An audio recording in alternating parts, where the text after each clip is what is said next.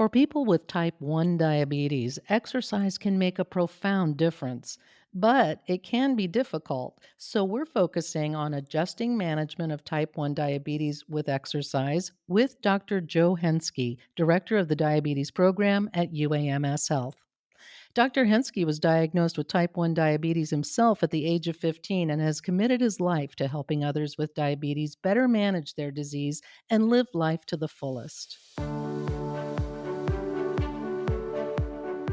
This is UAMS Health Talk, a podcast from the University of Arkansas for Medical Sciences.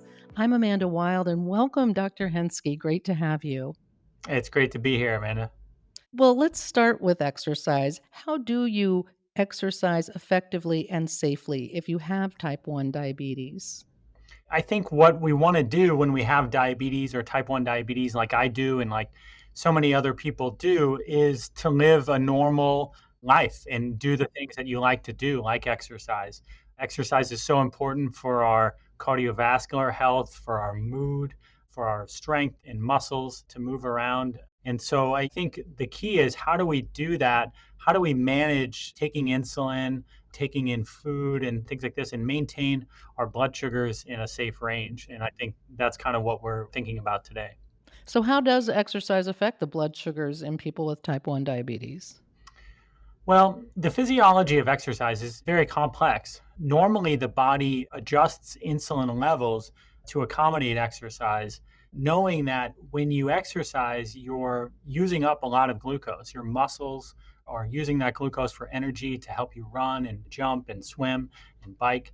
And your body, if you don't have diabetes, makes less insulin so that your blood sugars don't drop too much. Insulin is a hormone that can lower your blood glucose levels.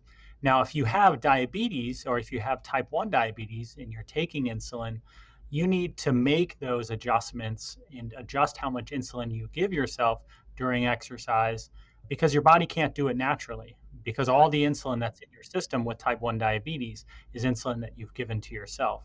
So, these are strategies people with type 1 diabetes really need to consider when getting into exercise.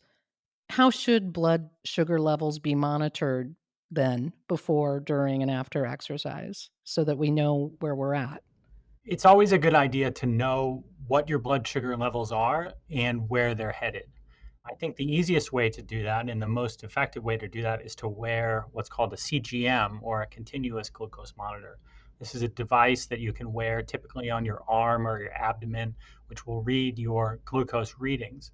You can also stick your finger the traditional way and draw a blood sample to see what your blood sugars are.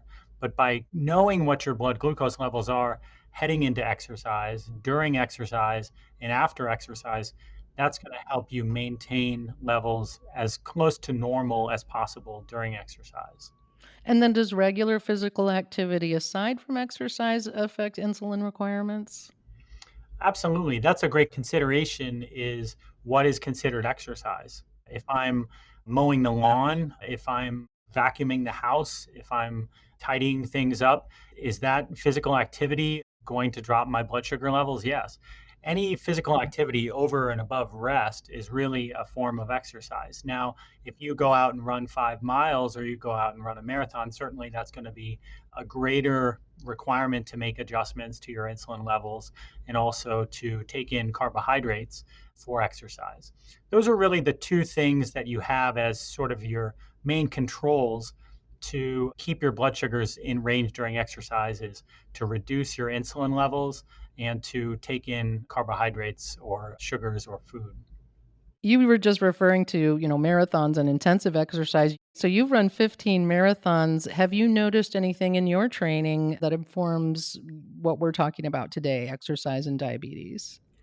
Yeah, absolutely. That's one of the main reasons I love talking about type 1 diabetes and exercise and running marathons, is because I do it myself. And I just ran the Chicago Marathon about a month ago, and it requires a great deal of preparation and understanding in order to know how to maintain your blood sugars in a good range over 3, 4, 5 hours in some cases when people run marathons. And so I think that it requires practice, doing the same thing over and over and seeing how your body responds, what level of insulin adjustments are required, how many carbohydrates you need to consume during exercise. I usually cut my insulin doses in about half when I'm exercising or running a marathon. I use an insulin pump, which I can make adjustments with that. And I take in about 40 to 60 grams of carbohydrates per hour of exercise. And that's usually in the form of a carbohydrate gel. You can buy sort of a prepackaged gel, but you could also eat candies, jelly beans, things like that, that have fast acting carbohydrates or sugar sources. Some people drink a sports drink like a Gatorade, and you can also consider that part of your carbohydrate intake during exercise to keep your blood sugar levels from dropping too low. And timing of food is always something you're thinking about when you have diabetes. Does the timing of exercise throughout the day or the frequency of exercise in a week play a role in any of this? Yeah, timing is really important. Timing of when you have your meal in relation to your exercise is also really important because it impacts how much insulin is in your system. If you exercise shortly after a meal, you've probably taken a considerable amount of insulin for the food that you've eaten. And that insulin then is going to be active during the time period that you're exercising and is going to put you at risk of having a low blood sugar level during exercise. So, oftentimes, exercising when you haven't eaten in a while can actually be a useful strategy. Timing of exercise during the day can also be important. It's important to know that when you exercise in the morning, you are more insulin resistant than exercising in the afternoon or the evening. And so it might not require as much insulin adjustment in the morning. You might not require taking in as many carbohydrates in the morning. And so those are some factors. If you exercise in the evening, you might be more likely to have low blood sugars overnight as well. And so, if you're concerned about low blood sugars with exercise, sometimes exercising in the morning on an empty stomach with very little insulin in your system can be very useful to avoid low blood sugars. Well, along that line, do you have other nutrition tips and or hydration strategies that are best for people with type 1 diabetes? I think when you have type 1 diabetes, you want to eat a balanced, healthy diet. It's got to have carbohydrates, but also proteins and fats. And I don't think the nutritional recommendations for someone with type 1 diabetes are any different than the general population. Your goal is to maintain a healthy weight and get good nutrition and physical activity.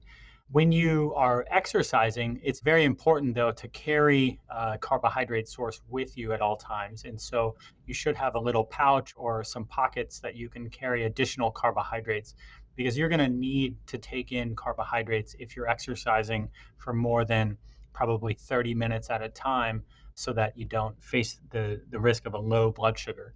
In terms of drinking fluids, again, sometimes you can use that fluid like a Gatorade or a sports drink as a carbohydrate source.